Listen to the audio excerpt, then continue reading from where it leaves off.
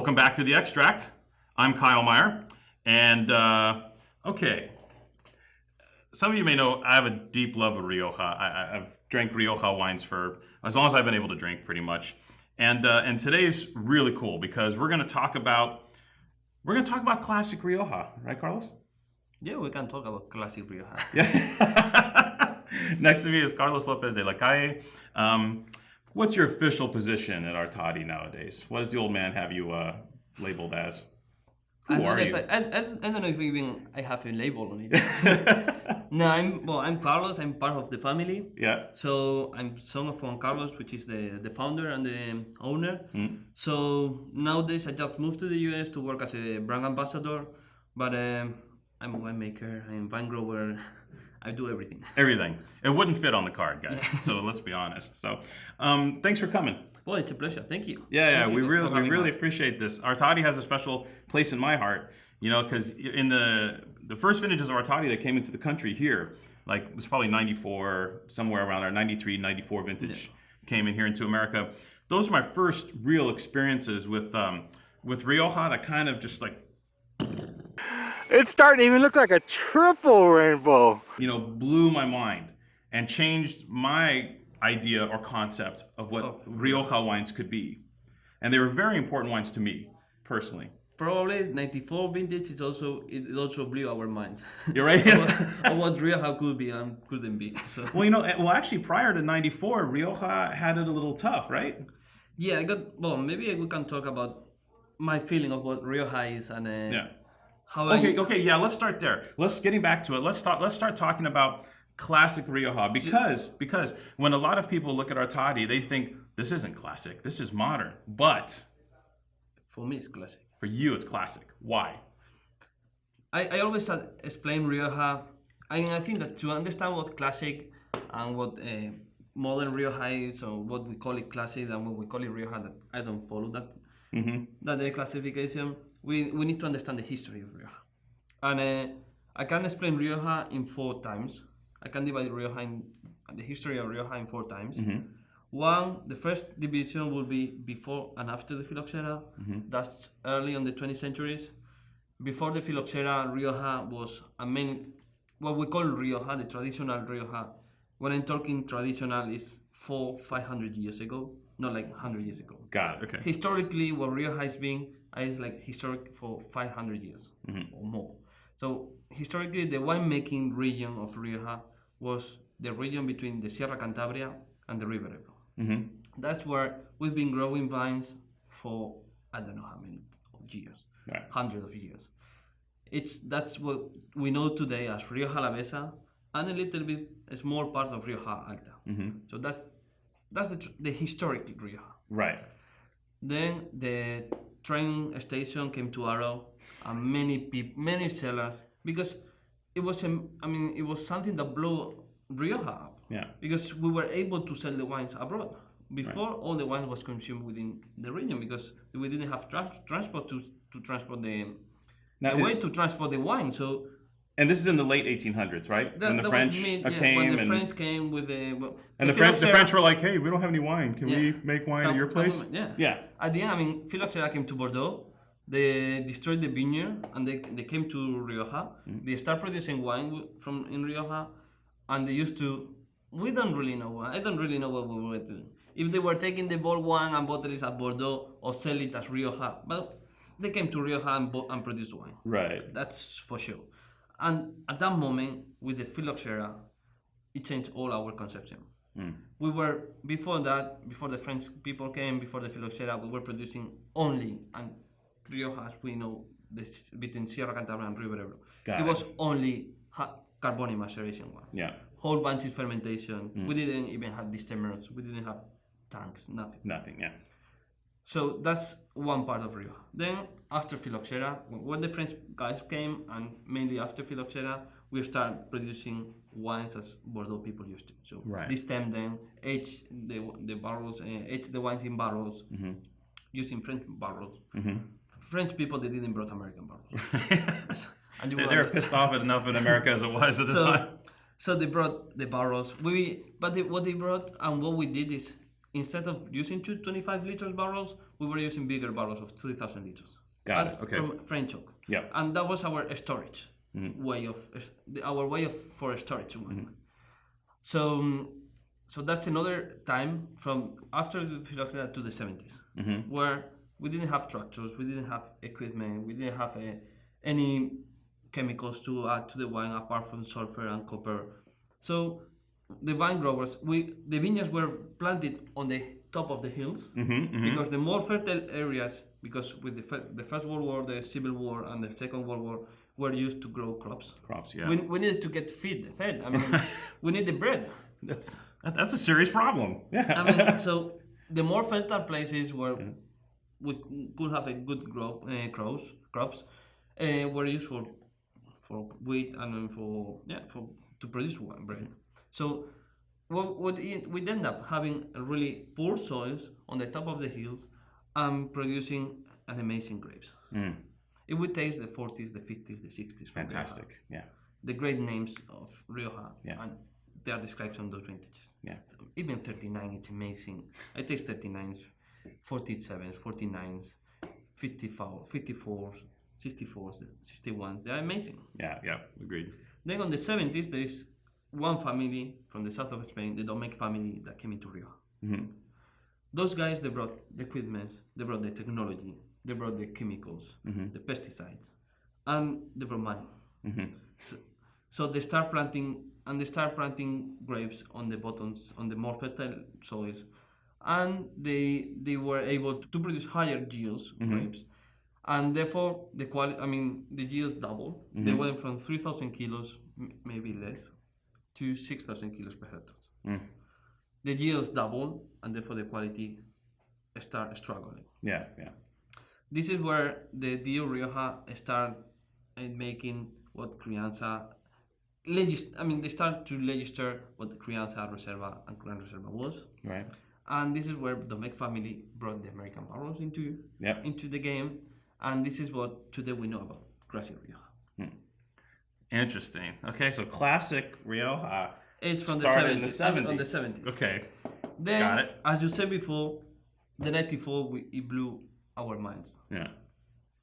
We realized, my father and many other producers in Rioja, we had 94 was a great vintage. It was an outstanding vintage, and we realized that the wine was made on the vineyard, not on the cellar, as we thought before. And from that moment, there was a movement of people trying to recover and to produce wines from the vineyards. Yeah. Like making lower yields, producing high quality grapes, and therefore producing more concentrated grapes, but concentrated not from extraction. We were not extracting, we were concentrating them. Yeah. Because the grapes were much higher quality. And that's what people call us now as modern Rioja. Right. But I always say that we are the Renaissance of Rioja. Right. Very good Because point. because we try to go back to those 40s, 50s, 60s. Right. And when we taste those wines and these wines, I mean, there are 50, 60 years of difference, but I think that in somehow they approached one to the other. Right. So the key is getting back to the individual vineyards. Yeah. For me, tradition, modernity, I mean, it means the same thing. Yeah.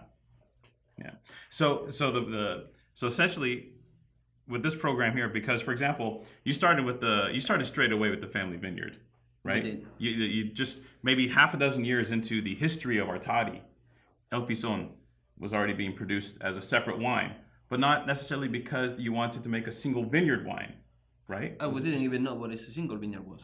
Right, because there was no concept of single vineyard in Rioja at that particular time. Because, I mean, all our history in Rioja, it's always been involved with Bordeaux.